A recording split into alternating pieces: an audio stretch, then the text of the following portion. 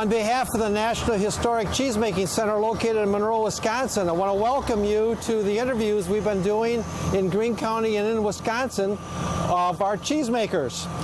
I'm Virgil Leopold along with Don Soren on video. Today is Wednesday, August 28th, 2013. We're not in Monroe. We're actually in Monticello, Wisconsin, which is located about 11 miles north of Monroe, and we're at the Swiss Heritage Cheese Company here in Monticello. We're going to go inside and we're going to interview Paul Rufener, who is the head cheesemaker here at Swiss Heritage. So let's take a break and we'll go inside and see Paul. We're inside now with Paul Rufener. Thank you, Paul, for joining us this morning at the Swiss Heritage here. Now, it hasn't always been known as Swiss Heritage. What's kind of the history of this plant here in Monticello? Well, as you can see by the pictures on the wall there, it was built, I've been told, in 1933. Okay, so it goes back a ways. Yeah, and there was two cheese factories in town here. This is called North Side, and the other one's about a block away. That was called South Side. Okay.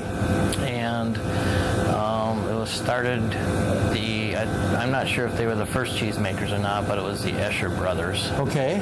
And they made up to 13 wheels of Swiss a day, so it was a fair-sized plant in those days. There's a picture of it right there. Okay. It was pretty much a state-of-the-art. It was in catalogs. Okay, so it was predominantly Swiss, yeah, they and made, using the copper kettles right, and that kind of thing. Right, okay. Right, yeah. And then Bob Durchie, who worked for them, bought it, and I'm not sure what year it was. Okay. And he went into partnership with Bruce Workman from Edelweiss. Right. Okay. And then we've already interviewed Bruce out there, and he yeah. still uses one of the copper kettles. Yeah, well, for some of his. yeah, right. Yeah. And then I bought it in. I had a plant outside of Argyle, and I combined the two. So I think it was. My son said it was 87. I thought it was earlier than that. But so that's how. Then I named it Swiss Heritage Cheese. You named it the Swiss Heritage. Right. Okay. So when you were in Argyle, was that where you first got your start as? Yes. And who were you working for at that point? My dad. Your dad had it out there. Yeah. And who was your dad? Irwin Rufener. Irwin Rufener is your dad. Yeah. Okay. So the Rufener name goes back a long time here in Greene County. He came back from, well, that's not true. He made cheese for, in town, right in Monroe there, for Andy Sulzer. And then he got drafted. And he came back and he worked for his brother-in-law outside of Argyle at the Mud Ranch. Okay, where in Monroe did he make cheese then? Well, it would have been where Wisconsin Cheese Group is. The Wisconsin Cheese Group. Now, so we just interviewed them a little while ago. Yeah, so that was, this was a long time ago. He came back from the war in '44, so. Well, they were telling us there used to be a bar right there as part of that cheese factory at one point in time. So there's some really interesting stories. Yeah, and then maybe I'm not telling the story right, but I think that's how it goes. Okay. So I bought, that was called Apple Grove out there. Okay. And I bought it from my dad, and then I made cheese there about 8 years, and then this became available, so I just combined the two. You combined the two. Yeah. So do you had patrons there then that came here also for the milk? Yes, most of them are gone now, but through the years they retired. But yeah, there's a few out there. What kind of cheese did you make when you were in Argyle? Brick and Munster and cheddar in the summer. So you didn't do the Swiss at all? No, my dad did. I did. Your dad, but you never did. Okay. Yeah. So when you came here, what kind of cheese now do you make here? Well, Brick and Munster. Brick and Munster. Okay. Queso Blanco. So. The Queso Blanco, the Hispanic cheese seems to be catching on. Yeah, Does that seem to be a big market for that right now? It's pretty good market. Yes. Okay. So. And where do you get most of your milk? Are you all patrons now from here? Or? I would say 70% patrons and 30% on the market. Yeah. So what do you mean? Okay, explain that. Now that's again something else that I don't think we've heard in all of our other interviews in terms of that. So you got so much coming in for your patrons. Mm-hmm. When you say from the market, what do you mean? How do you do that? Well, we have a contract with Swiss Valley, which is a farmer cooperative, to give us, I don't know, our contract's for 4 or 5 loads a week. And, okay. And then I buy it from a few other cooperatives. You know. Is that common for cheese factories to be able to do that? So you work with certain people that you know are going to be part of your patrons here, but you also then go outside to buy the milk. Right, right. How much milk do you bring in a day? It probably averages, I don't know, about 200,000. Okay, so you're making somewhere around 20,000 pounds of cheese a day? On a big day, 25 probably. Okay, okay. Yeah. So we always laugh, and I do tours of the National Historic Cheesemaking Center. We go back in, we show that big map of all the cheese factories that were one time here in Greene County, and it totals over 300. Not that all 300 were operating at the same time. We're down to 13.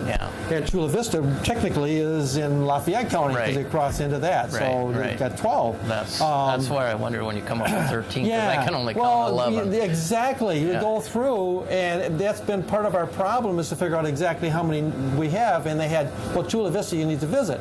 So Don and I are going down to Browntown, and we're going like, they're not part of Greene County. No. But it was interesting to do them anyway, and we'll be doing Jim there at Chula Vista. So yeah, there are 11, maybe 12 here if you look into it. So we'll probably include Chula Vista. Zimmerman's have also been very involved, also from Wyoda.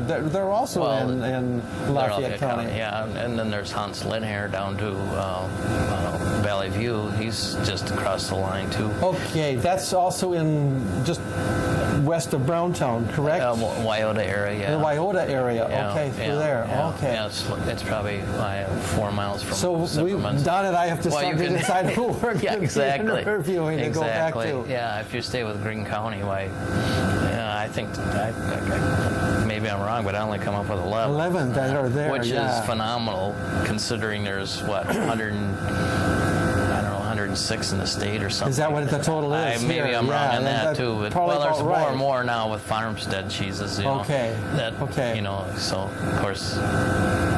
But it's amazing to me, if you look at that map and you realize there were 300, we're down to the 11, let's say, that why were those 11 able to be successful? Why did they stay in business and you've got 200 and some 300?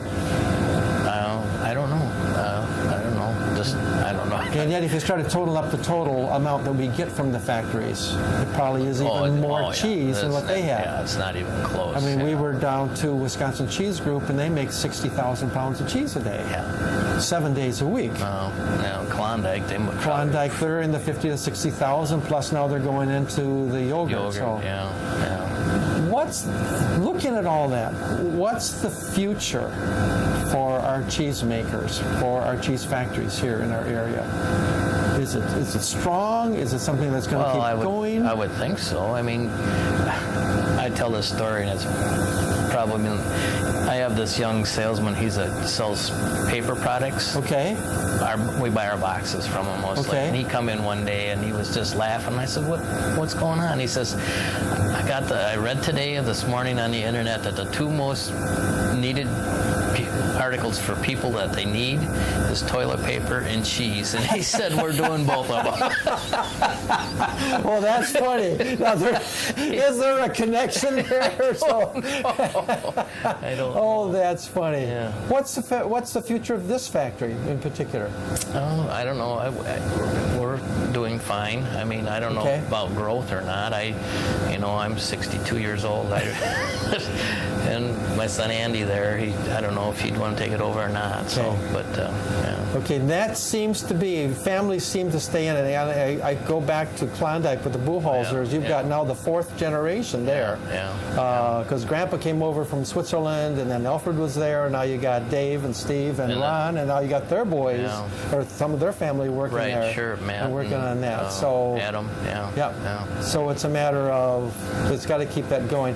I think we're so lucky here in Greene County. I mean, I really do. As Don and I have done these interviews, to realize how fortunate we are and the kind of economic impact that cheese has. Well, Of course, it starts with the dairy industry, right? And you got to have good quality milk. So, that's getting a worry too. I mean, as our farmers get older, See, we've asked that question too. Okay, is there ever going to be enough milk Well, to be able to do that? But we're getting bigger farms, so yeah, I guess, cow numbers are about the same, and they produce Correct. more than they used to. Right. So, Right. I don't know. It's just Right. coming from different areas. So, okay, yeah. well, good. So for you, 62, somewhere along the line, and Well, I've been at it a long time. how old were you when you started, in all honesty? Well, I keep telling the story that I got my first paycheck when I was 13. So, and I'm 62, so that's almost 50 Almost years. 50 years in the and- cheese industry. Yeah. So, I went off to college for 4 years, but Okay. other than that, that's what I've been doing. Okay. So, Okay. yeah. Well, good. So Brick and Munster and Casablanca are your three that you do. Now your market is Mostly East Coast, Okay. Southwest or Southeast. I mean, yeah. So. Is that pretty standard? Is that getting to be the area? Do these companies come to you, Paul? Do you go to them? How does it work in terms of that? A little both, yeah. When we first got it started in Casablanca, there was Okay. people from Miami came up and wanted us to make it. So, Okay. and that seems to be. Okay, and then you've got the Monroe Cheese Group and that or Wisconsin Cheese Group. That's all they do. Yeah, Is the Hispanic well, cheeses. and WW Dairy. I don't know if you did them yet. We have not. See, Yeah, that's another one they're that we've added. completely So. Hispanic cheese. See, what we haven't done yet is Alpendale or the Roth Case, Okay. and we haven't done WW Dairy, and we haven't done the Grande cheese That's- out of. people were out of just here. Denver. Yeah. Oh, okay. They just bought the wave drying plant down there, so that's where my whey goes. So that's why Okay. they were here visiting. Yeah. They bought the whey plant down there. Within the last Monday, I think they closed the deal. Okay. So, yeah. Okay. So Now what's P&G? PGP. PGP. That's who they bought it from. Yeah. They bought P- PGP. See, that's connected to Grande makes the cheese, and then they ship the whey just directly over there. Okay. So that's what was part of the deal, and Okay. it kind of goes hand in hand. So that's another group Don and I should probably go interview in terms of that whole connection there. Yeah, Okay. Okay. Well, Paul, thank you so much for spending some time with us this morning. So I hope you appreciate that. Get something. I wish I had some copies of those pictures because I really think they're cool. But That's something we probably would like to have at Yeah. the center for sure. that Okay. first picture there is supposedly all the patrons that built it on their Okay. first day of shipping milk, and then that next picture is a picture of inside of it. If you don't mind, I think I'll talk to Donna Douglas, the director down there, and see about maybe having some of those made and put Sure. up with the other factories Oh, yeah. that are there. Yeah. Because there's a whole stand as you come up the walkway into the museum part that has the different factories. I think those would be great pictures Yeah. to have. Yeah. So I will talk to her and see if you don't Okay. mind, we can Yeah. borrow those Yeah. and have that That'd be made. great, So, yeah. because that history, we don't want to lose the history. And Right. that's actually why we're doing these interviews right Sure. now too, is Sure. because hate to say it, but when you're gone, Yeah. we lose that history. We Right. don't know where you were from, and that's Right. why we're doing these interviews and having these on hand at the National Historic Cheesemaking Center. So, Paul, All right. Well, thank you so Thank you. much. Yeah. Really appreciate it. Don, I think that'll do it for here at Swiss Heritage.